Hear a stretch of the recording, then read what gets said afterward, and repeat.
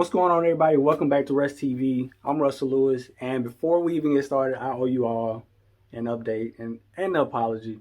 So I haven't posted a mentorship moment in about 2 months, but I have a great reason. The reason why is because, as you all know, I'm an air battle manager, and I've been finishing up IQT, or initial qualification training, for my platform, the platform I'm going to be flying on, which is JSTARS, right? But also, I had a 1 month vacation, if you will, at Fairchild Air Force Base. I had to go through SEER training, and that is all I'm going to say about that. So I apologize, but we're on track to have a phenomenal year with just wrapping up 2020 and Mentorship Moment. And I wanted to give you all the absolute best episode to make up for my 2 month hiatus. And I got the perfect person. Recently sat down with the command chief for Charleston Air Force Base in South Carolina, and I don't think it gets much better than her. She is phenomenal, and she doesn't know it yet, but she's going to know it when she sees this. She is one of my mentors now for sure, because she was dropping knowledge. And I know you all like, who is this guy talking about? I am talking about none other than Chief Master Sergeant Charmaine Kelley. So as I said, she is the command chief for Charleston Air Force Base, and it will literally take me all day to list her accomplishments, the positions she held, whether leadership or whatever the case may be. She is awesome, but not going to talk you all's head off. Without further ado, here it goes. But check the mustache. I am a captain in the United States Air Force. I am an air battle manager, and I created a platform where civilian and military members can connect with the next generation of leaders. I understand the importance of mentorship because it changed my life. I want to make sure that everybody gets that opportunity. So without further ado, welcome to Mentorship Moment. I'm Russell Lewis, and I have the leader, ladies and gentlemen, you heard me right, Chief Master Sergeant Charmaine Kelley. Ma'am, how are you doing? I'm fantastic. Thank you so much for asking, and thank you so much for having me on today as well. I have been looking forward to this for about, we pushed it off about 2 weeks now. So I've been looking forward to this for 2 weeks, but a lot longer than that. I learned that you would be Colonel Yaron Rue's command chief out of Charleston Air Force Base probably about 4 to 6 months ago. I'm like, yeah, I got to get to know who she is, what she got going on, and I see something very interesting behind you. What is that back there, ma'am? I don't know. Oh, is that what you're talking about, that little thing? Yeah, I think that's what I'm talking about. What is that? That's my sorority. So that's my sorority. I noticed that the Delta Sigma Theta Incorporated. I see you got a little something going on behind you as well. Well, I just. Yeah, we'll talk about that. We'll get into that. Ma'am, I'm excited to have you. We're going to talk a whole lot about leadership in general.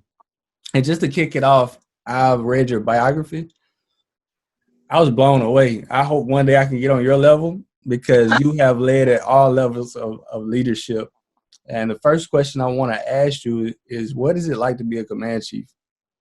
Oh, man. So, I'm new to it. I just started out in August of this year. But I tell you what, it doesn't take long to get in this seat and sit in it, and get comfortable in it. So to be a command chief has been absolutely phenomenal for me, because the difference has been now I don't have to move so many roadblocks in order to make things happen. I can just kind of talk to my boss, Colonel Yaron Rue, who you know very well, and let him know, hey, sir, this is what I'm looking at doing, as long as it's in line with his priorities. And of course, one of the things that we do here at Charleston is lead with love. That's our whole mantra. And a part of that is taking care of people, which that's what a command chief does. But yeah, taking care of people is what I do. And as a command chief, I've had an opportunity to do that without so many roadblocks, without so much bureaucracy and things like that. Talk to me about leadership.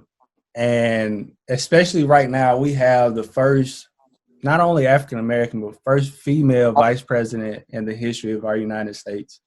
What is leadership, and why is it so important right now? Oh, okay. I see you saw that video. Hey, All right. Yes, lead her ship. So it's so funny because I was invited to Shaw Air Force Base by Technical Sergeant Strong, and she asked me to come and speak, and she was going through all of these different topics. And then finally, at one point, she said, lead her ship. And then, she was talking about adding more onto it. I said, no, leave it right there.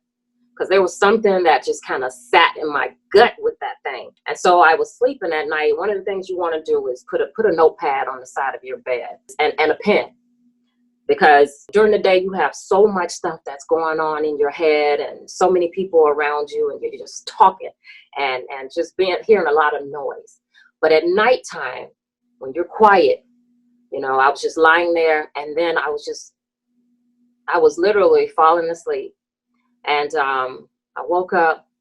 I was like, lead her ship. I said, oh, shoot, let me get this pen and paper. I mean, that thing was just coming to me. I was just writing it down. I was like, yes, yeah, oh, And as some of the stuff that y'all heard, as some of that stuff was coming to me, even I was in there like, And then my daughter came around and she was like, what's going on? Or whatever. And I said, give me a minute. I was like, I got some stuff coming to me. My husband came around and I said, give me a minute. And I was writing it down. So I knew that this was going to touch the lives of some people. And so one of the things that I had talked about with that lead her ship is you got to know the difference between a ship and a boat, right? A boat is a small vessel and a ship carries a multitude of people and a multitude of cargo, whatever that cargo may be. One of the things that I did not point out during that conversation was that I talked about, the different people that you don't want on your ship, but I did not talk about the people who you do want on your ship, and that's those people who should be a part of your board of directors. And I know you've heard that before. Those people who are not telling you what you want to hear, but the things that you need to hear, the things that's going to make sure iron out those rough edges, because I've had some rough edges along the way. Yes, I have. But I tell you, some of the people that have been in my corner have definitely kind of sharpened my iron. I would agree with you 100%, Chief. When it comes to having those people who place you intentionally in uncomfortable situations, you got to not only have rough skin, but you have to be coachable, right? Yeah. So talk to me about kind of why it's important to take in that information and not push it away, but allow it to be constructive for you. So to take in that information, that can be a tough thing sometimes because that's a level of maturity, right? I know like earlier on in my career, I had a sister chief to come, 30-year retired Chief Trey King. Like if you've ever heard me talk, you will hear me talk about this woman. I remember her coming in there 6-footer. It was like some magic was coming through the door, right? And I would remember I was like a young tech sergeant. And she asked me a question and I kind of went around the question or whatever. And she just stood there and she went right back to that question. She challenged me. She challenged me to be a better version of who I was. And she knew like the path that I was headed on. And she refused to accept anything less than that. And so one of the things she did tell me to do, be quiet. Yo, shut up and listen. You don't have to always have an excuse for everything. That's where we mess up. We want to make excuses for why something should be right, or we want to find a way to make what we said or what we did right instead of trying to figure out what's right. I learned that sometimes the hard way. It's those little lessons that you'll never forget. And yes. It's invaluable. I agree with you. It's just a reason you got one mouth and 2 ears. It's definitely a good reason.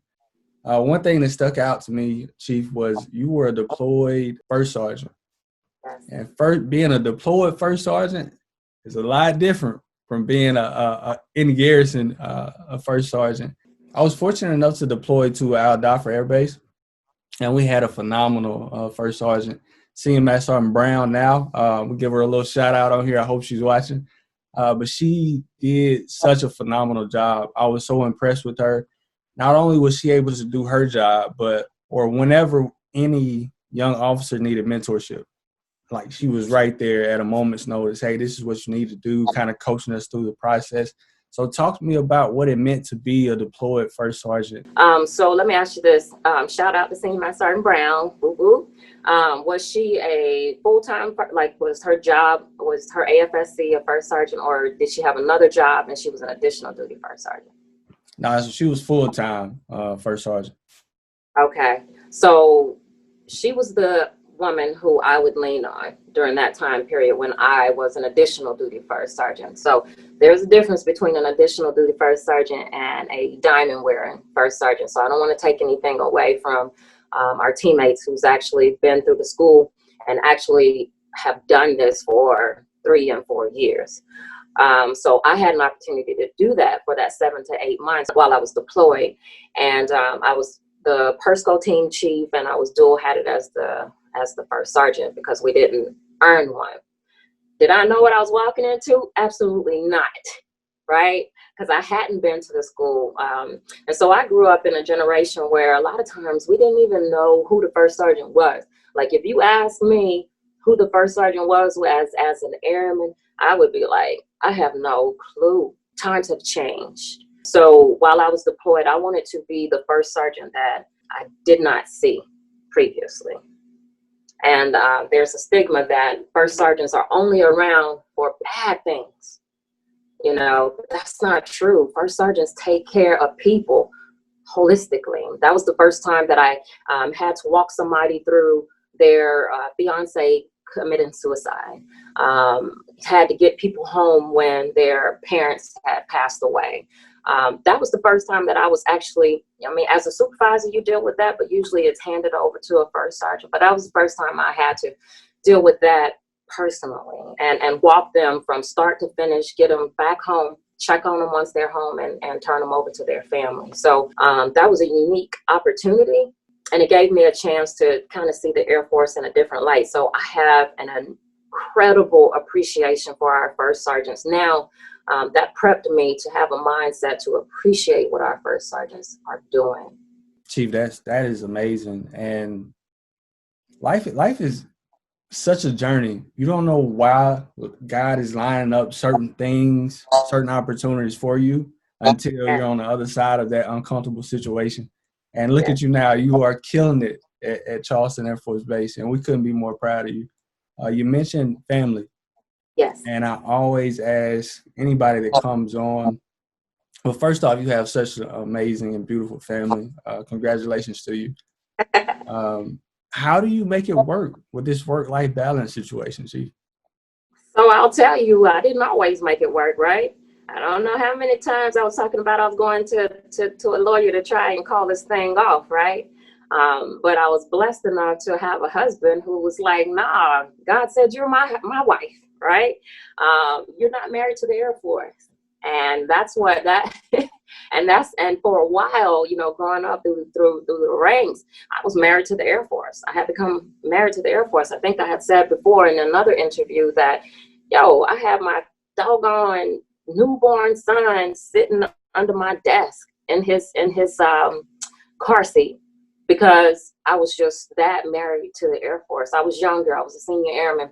I was out here trying to become the volunteer of the freaking millennium or whatever as a young airman or whatever, not realizing, kind of as I grew up through the ranks, I got a little better with this thing because I'm like, quality over quantity.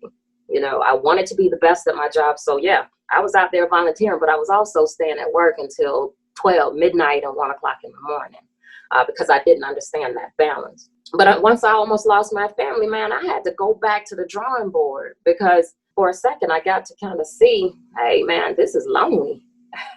This is lonely. And I put my family first. I put my family first. And I'm so blessed that my husband did not give up on me. And at a point, he and I were going in different directions because he was the best at what he was doing as well. He was a 3-4 time recruiter, enlisted accessions, officer accession, health professions, and he was killing it, right? And I'm over here killing the game as well, doing my thing, but we were forgetting about each other, right? And so once that point had come, I'm like, all right, bro, I'm out. I don't know why I'm bored. I'm just bored. But what happened was I had lost my way. We had lost our way. And that was kind of a wake up call for him as well. He like, oh, shoot, no. I know what I got at home. And then we just decided to make each other a priority. You will learn a lot about marriage when you Yeah. have to separate somebody or when you're on the verge of separating. So I'm proud of y'all for sticking through that because it is tough. People have no idea how important communication is until it's the only thing you're missing. Yes. And so here's another key. While you're talking about your marriage, don't lose your children to this world as well. And so sometimes we get so caught up into the job that we forget about those kids, especially right now. We're in the middle of a pandemic. Like, I had to stop and ask my daughter, like, how are you doing? She's at home on her computer, right? So that social piece is gone. And then I noticed that she had started getting really, really, really sad. I said, oh no, hold up. I'm not going to lose my child. So I will bring my daughter up to the job at least once a week. You can come up here and do your work. Those days that I'm in the office, you can come up here and do your work. I'm going to make sure I'm keeping eyes. I'm not losing my child to this world. No way. No way. Yeah, and we're in such an unprecedented time that you don't think you have time, right? And I'll never forget General Bob Labruta. We had a discussion, and he told me that was one thing he wished he put more effort into was his kids while they were growing up. But he was jobbing it. He was grinding it out. He was trying to leave that legacy, if you will. He definitely left it. But he was like, man, Lewis, don't mess this up. Yes. And that's one thing that always sticks out to me. So, yeah, putting that time in with those babies because you can't get it back once it's gone. Well, and you know what's so funny is people are like, I got to make time for my airmen. I got to make time for my airmen or whatever. You see them at this with their airmen. You see them at that. But it's at the expense of your kids. Like, that is your greatest airman. Your child is your greatest airman. And they deserve the most investment.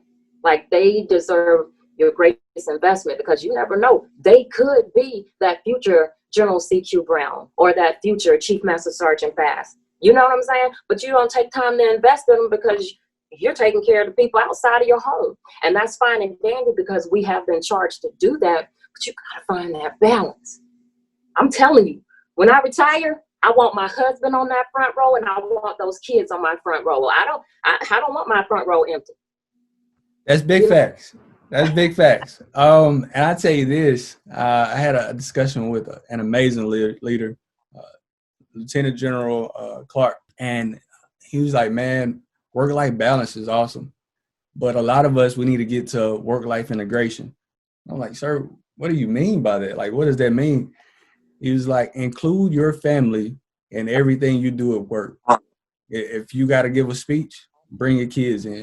Show them how to deliver a speech. Teach them what you're doing, those skills, soft and those hard skills. And I'm trying to get to that level. I ain't there yet, but I'm definitely trying to get there. Yep, because they're watching you. They are watching you. So I hate to go back to this, but it's so crucial that we kind of continue to talk about representation because I got two beautiful young ladies here with me. And representation is such a huge deal. What steps do you take to ensure that you are representing women all over the world and anyone who wants to follow in your footsteps that maybe look like you or maybe they don't? So you'll hear people go around this question a lot. But the reality is, for us as Black women, we don't have a whole lot of representation. We don't have a whole lot of examples out there for someone to look at us. And so one day I thought back to Chief King, and I thought back how I felt every time she walked into a room. And I did not realize at the time that I was feeling that way because she looked like me. And she allowed me to see that there's a possibility, right? That I can do more than what I'm doing. And that I can reach the level of Chief Master Sergeant.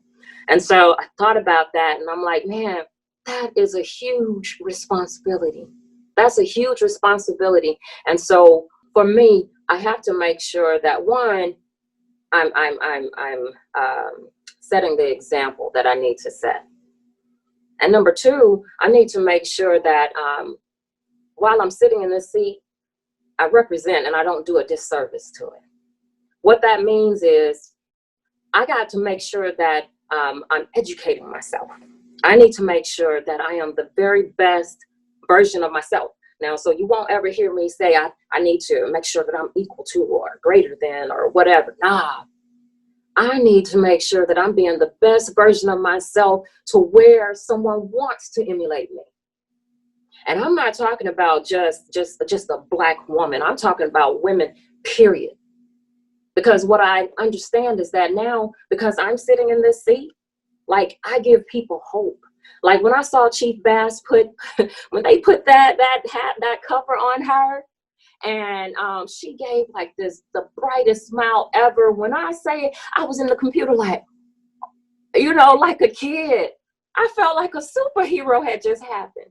And the realization is there are people that are looking at me that in that same light. Although, sometimes I go into a room, I'm like, me? And then I got to ask myself, why not me? I've been put into this place for a reason, right? I've been put in for a long time, and nothing against our white brother, nothing against them. I'm proud of them. It's fantastic to see all of the great accomplishments that they've achieved. It's fantastic. What people were seeing was not their reflection.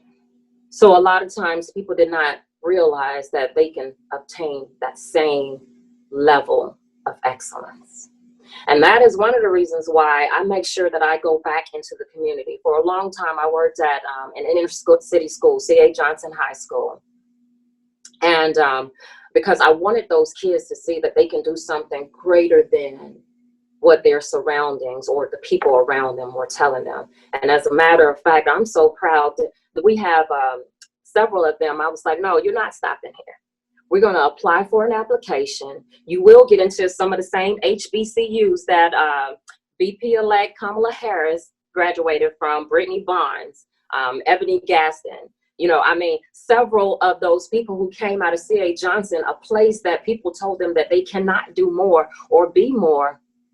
I went into this school and I'm like, yo, there's more in you.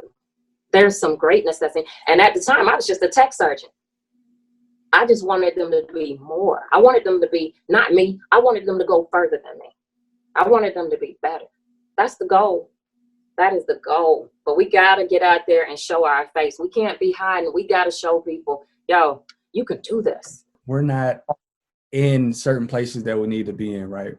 Do you think that's going to change in the near future? I think it can change. I think it can change one person at a time. We want qualified people in different positions. I think it can change, but what I'm asking our folks to do is to prepare yourself. You need to make sure that when that opportunity arises, that you are prepared and ready to lead.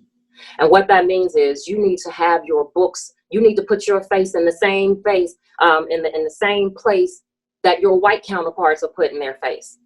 And if they're reading books to get better, you need to be reading books to get better. Stop saying that you don't like to read.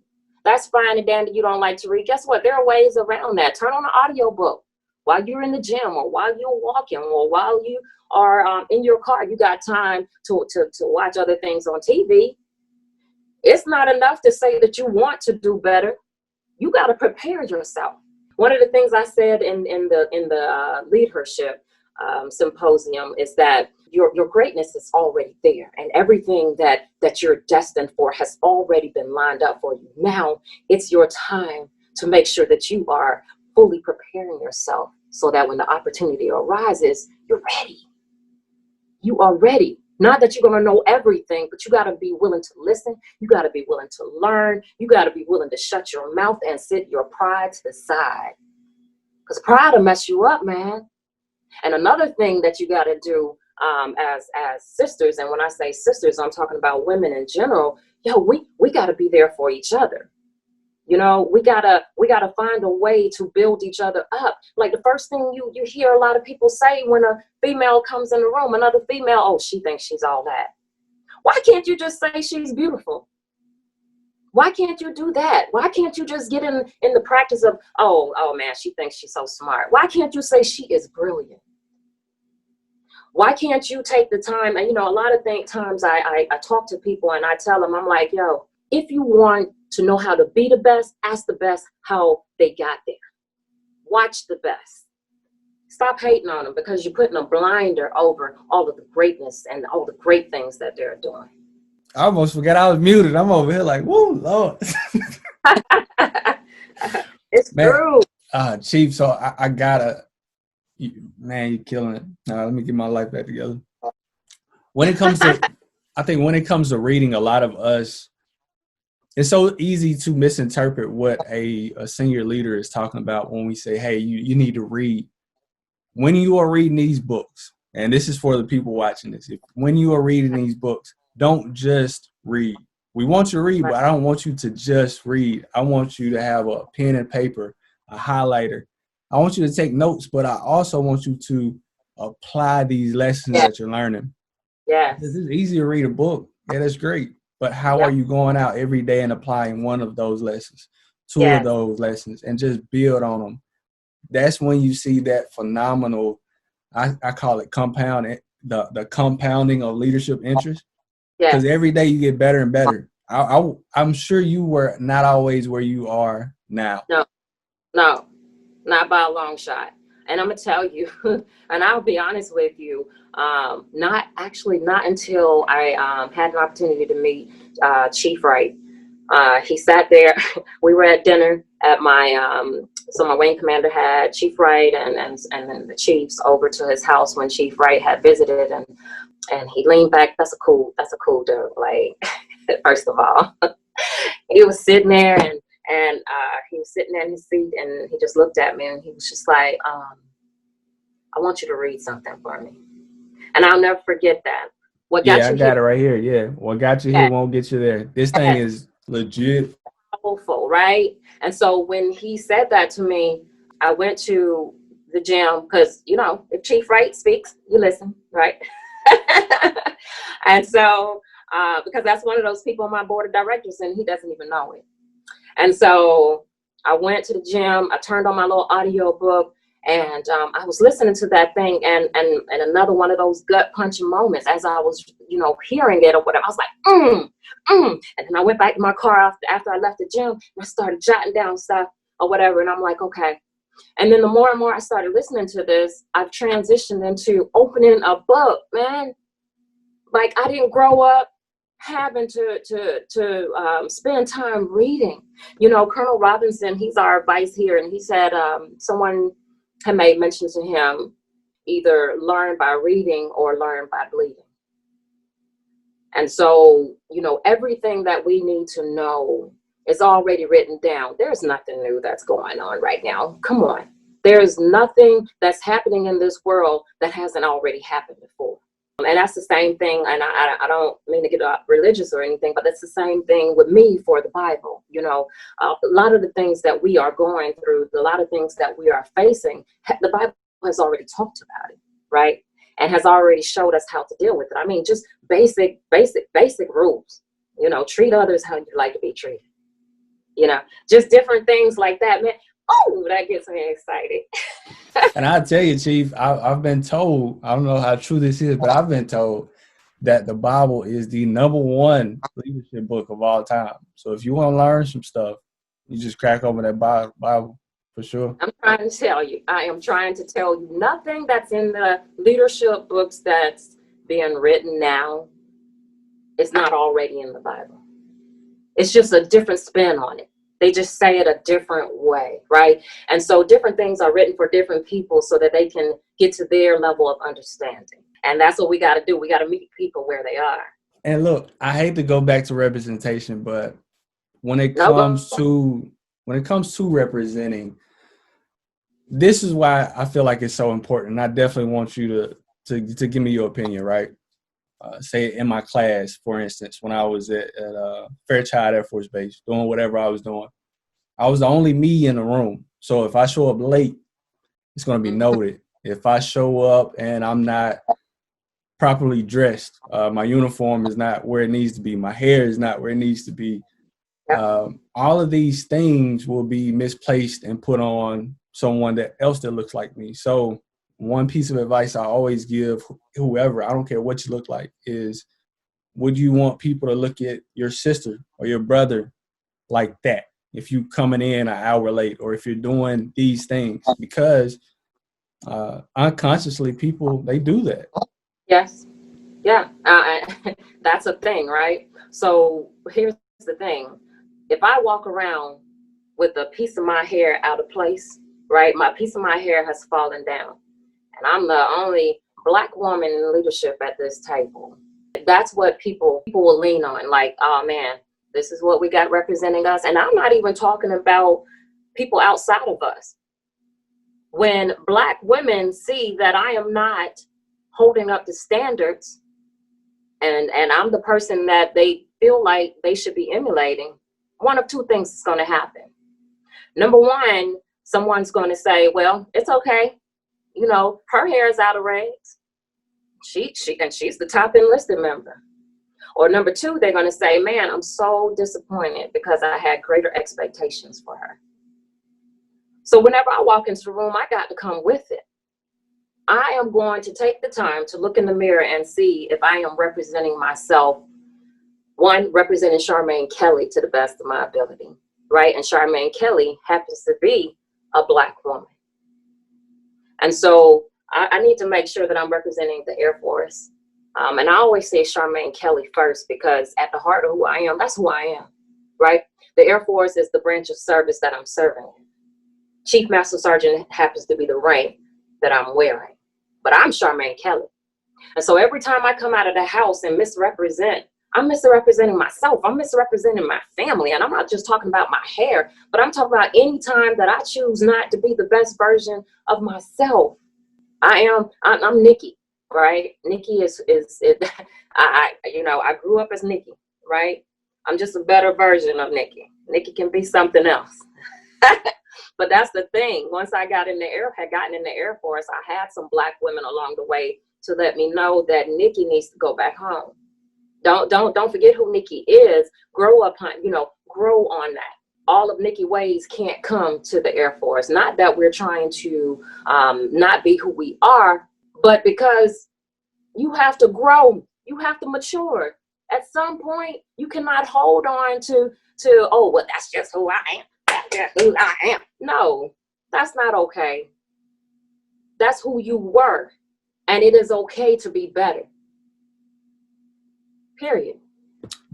Big facts. That is one of the hardest things to articulate to young leaders, right? Whether you're officer or enlisted, that is, in my opinion, one of the most, it's just hard to tell them the why. Like, if you continue with this attitude, with this mindset, with this type of stuff, you're going to get in your own way. Yes. So, yeah, yes. Sometimes, oh my goodness. Yeah, sometimes I'm not the right person to show you that how this is going to affect you. I think sometimes we got to have the right people to mentor the right people, right? Because everybody is not for everybody. So yeah, you just said a whole word right now. Right. But that's the thing, when we as Black women, or women in general, when we do get in a position to where we can influence, or where we get into a position to where people may open their ears a little bit more, because let's be real about this thing. Not everyone is receptive to their peers. They want to hear it from leaders. So when we get in these positions, if we're sitting back quietly and quiet and not saying anything, and just allowing people to walk around any kind of way, that's a foul on us. Because we have to look back and see that at some point, we were that person. And if we didn't have somebody to stop and take the time to care enough about us to put us on the right track, man, would we really be here in this position? We have got to stop being so afraid to tell people, yo, sis, your slip is showing. Right? And what that means, as I was pledging, one of the things that some of my now sorors, they were my big sis back then, but at the time, they made mention, they were like, you have to be able to let someone see. I'm from the country, right? And so we used to wear slips under our dress so that people couldn't see through them, right? But there was sometimes that slips would be just too big. And sometimes they would just kind of go past the dress. And that's ugly because you got this white slip showing and you're trying to look cute and everything. And you would have some people, you know, the older ladies would say, hey, little girl, pull up your slip showing. And so that's what we as sisters need to do. We need to stop and take the time whenever we see that they're acting ugly, or we see that they are exhibiting behaviors that are unbecoming of a person who would like to be a leader. We need to tell them, yo, sis, your slip is showing. You know, and it may not be in those words. You tell them in the words, whatever they can understand. Meet people where they are. Because not every delivery is going to be well received if you don't know how to speak to people. Before I ask you these last two questions, I want to say, ma'am, I'm super proud of you, what you are doing. I can only imagine how difficult your journey has been, but you pushed through it. Yes. And I just want to let you know I'm super proud of you. You know, I appreciate that. God is good. All right. So the last two questions, right? It's kind of one and the same. It's kind of dual-headed, depending on how you attack it. Okay. What has been the most significant part of your journey as far as leadership goes, and what singular piece of advice would you give to A1C Kelley if she was just joining the United States Air Force? Okay. So the most significant piece of my journey so far definitely was something that was a negative, that now I realize it made me into who I am now. I ran into some mean girls along the way. I mean, some mean girls, because there are some people that just may not like you just because you're trying to do your thing. And so when I ran into them, that almost made me give up on the Air Force. Like, I wanted to throw in the towel if I did not realize what my why was, and that I had already had this goal to become an E9. I would have stopped along the way. I say my goal was E9 because I didn't quite know what a chief was until I found a good chief to learn the difference.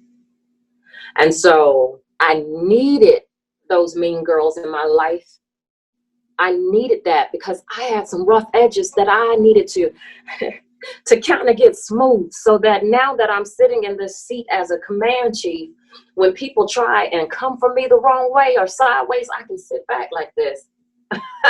I can sit back and laugh in my head like, nah, I'm about to do this. Listen. So this is my office. I don't know if you can, let me see if you can read this. Right? So I can sit back. I keep this on my computer screen, because what I do is I protect my energy. And I wouldn't have known how to do that if I hadn't done that earlier, found a way to do that earlier on in my career. So that was significant for me because it made me who I am now, right? Because don't get it twisted. Oh, hold on. Don't get it twisted. As the command chief, do not think that you are not going to have people to try and test you, because they do. It's just a matter of how you're going to react that makes the difference. Chief, I got to ask you, I'm sorry to interrupt you, but I got to ask, how do you protect your energy? Because that is huge. That is a really big deal that I don't think we talk enough about that. We say it, but we don't explain it. Right. So I can tell you that it's hit or miss, right? If I don't deliberately tell myself, no, sis, protect your energy, I will allow, because I say allow because no one has control over your reaction. But I put out a video just about maybe 2 or 3 weeks ago, I think, and I was emotionally drained because I had allowed someone to suck the energy all the way from my toes from me that day. And so that video that I had put out, when I said, not every day is going to be a good day, I meant that doggone thing.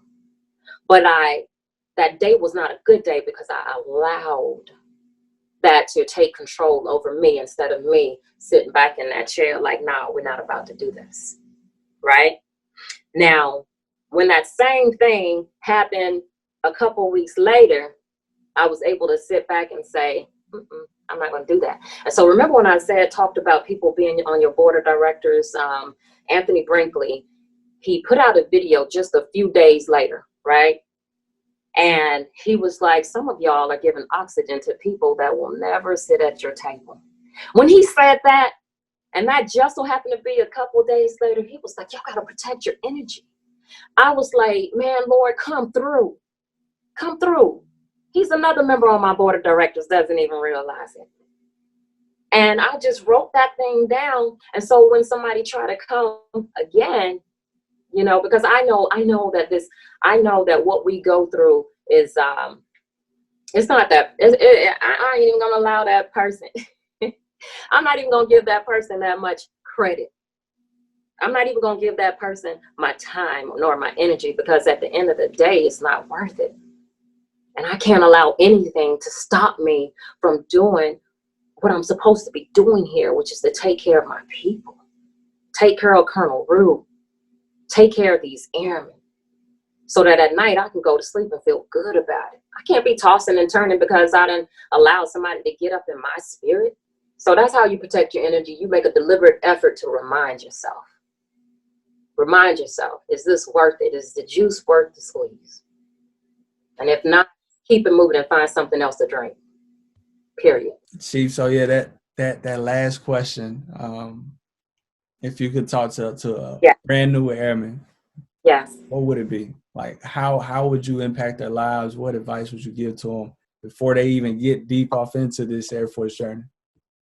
Oh yeah, that's a good one. So a couple things. The first one, I always, because people ask that question, right? And so as an Airman Basic, because I started from the bottom, you know, I started as an Airman Basic, and then I worked my way up to Airman and then A1C.